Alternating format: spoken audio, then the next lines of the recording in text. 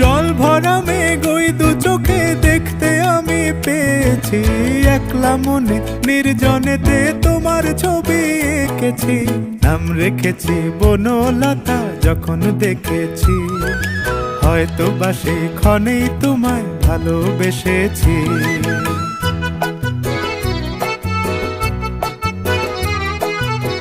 বনলতা কথা হয়ো না গো কুণ্ঠিতা, বনলতা কথা হয়ো না গো কুণ্ঠিতা।